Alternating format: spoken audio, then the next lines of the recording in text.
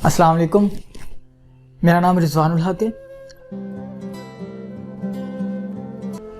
आम तौर पर मगरिब पर 3 लोगों ने तनकीद की है। अगर हम 19वीं सदी से देखें तो सर सैयद अहमद ख़ान ने तनकीद तो नहीं की, लेकिन उन्होंने मगरिब के बारे में बताया कि इन्हीं लोगों से सीख के इन्हीं लोगों के मुखालिफ पे हम बहुत अच्छा काम कर सकते हैं। लेकिन अल्लामा इकबाल से तनकीद सही शुरू होती है, जिन्होंने मगरिब में वक्त गुजारा है, मगरिब में पढ़े लिखे, मगरिब में अच्छा खासा वक्त गुजार के जब वापस आए तो उसके मुआशी निज़ाम पे, सियासी निज़ाम पे, मुआशरती निज़ाम पे, इनके हर सिस्टम पे उन पर तनकीद की है। ये हमारी पहली शख्सियत है जिसने अल्लामा इकबाल जिन्होंने मगरिब पे तनकीद की है। दूसरी शख्सियत है अल्लामा मौदूदी, हर सिस्टम पे तनकीद की मगरिब के और इसके मुकाबले में इस्लाम का सिस्टम मुतारिफ़ करवाया। तीसरी हमारे शख्सियात जो हैं वो हैं मौलवी हज़रात।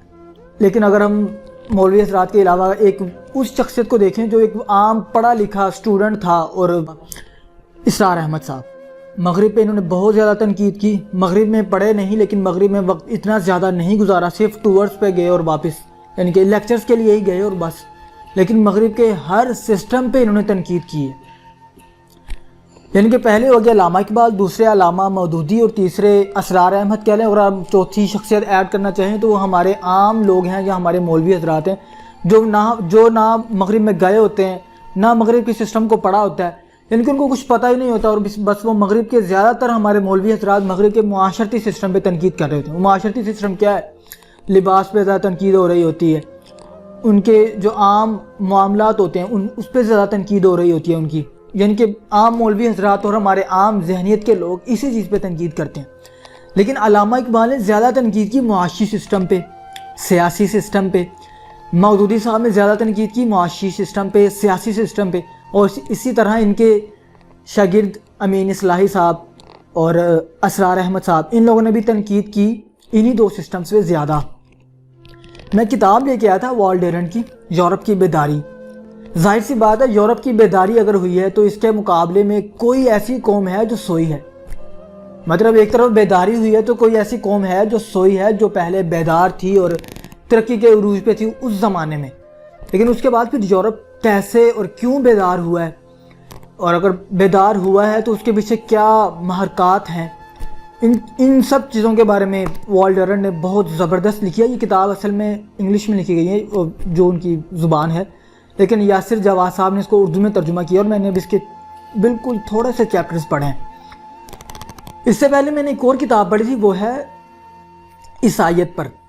यानी कि अगर यूरोप की बेदारी है तो वो हमें पहले उसके मज़हब को पढ़ना होगा। यूरोप में पहले क्या था?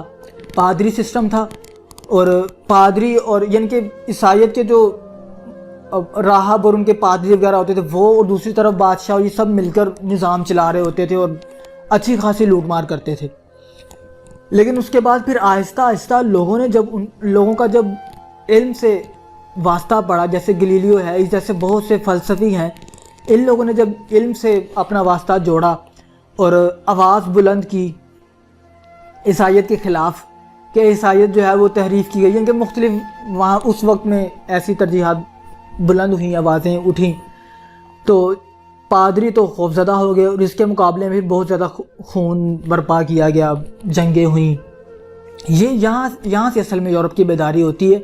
16वीं सदी का दौर है और ईसाइयत के ख़िलाफ़ बहुत सी तहरीकें उठती हैं। इस तहरीकों के मुकाबले में लोग मुल्हिद होते हैं। मुल्हिदिज़म से आहिस्ता आहिस्ता लोग डीज़म और उसकी मुख्तलिफ़ शक्लों में बनते चले जाते हैं और यूरोप बेदार होता चला जाता है। कहने का मकसद यह है कि यूरोप ने अपने मज़हब से, यानी कि ईसाइयत से इन्हराफ करके फिर उसने बेदार होने की कोशिश की है। यूरोप इस नहज पे क्यों पहुंचा है? सिर्फ अपने मेरे ख्याल से सिर्फ अपने मज़हब की वजह से। वो मज़हब से इन्हराफ, यानी कि वो मज़हब से ना एक उनका जी भर गया कि बस यार ये तो हमारे पे ही लूट मार करते हैं, हम पे ये जुल्म करते रहते हैं, पादरी और राहब वगैरह हमारे ही लोगों पे जुल्म करते हैं, हमारे ऊपर ही राज करते हैं और हमें खुदा का खौफ हर वक्त दिलाए रखते हैं।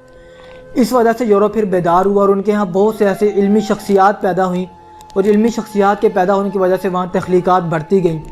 क्योंकि जब जुल्म व झूठ बहुत ज़्यादा हो जाए फिर तख्लीक़ात पैदा होती हैं, तख्लीकी जहन पैदा होते हैं। तो इस तख्लीकी जहन के पैदा होने के बाद आहिस्ता आहिस्ता यूरोप की बेदारी हुई اور لیکن یورپ جو اصل بیداری ہے اس کی وہ 19ویں صدی یا 20ویں صدی میں ہوئی ہے، جب مسلمان مکمل طور پر ایک سوئی ہوئی قوم بن گئے مکمل طور پہ۔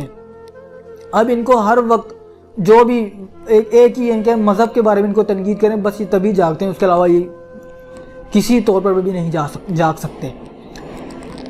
باقی والڈرن کی کتاب میں پوری پڑھوں گا اور اس کے بارے میں آپ کو لازمی بتاؤں گا کہ یورپ کی بیداری کن مرحلوں سے گزر کے آج کس نہج پہ کھڑی ہوئی ہے، یورپ آج کس نہج پہ ہے اور وہ کیوں اور کس مرحلوں سے گزر کے اس دور میں آ کر پہنچا ہے، اور آج کون کون سی طاقتیں ہیں جو دوبارہ اپنے مذہب عیسائیت کی طرف جا رہی ہیں، لیکن دوسری طرف وہ لبرل بھی ہیں یا دوسرے سسٹمز کو بھی اپناتے ہیں۔ تو یورپ کی بیداری پڑھ کے پھر آپ کو دوبارہ ملتے ہیں۔ السلام علیکم۔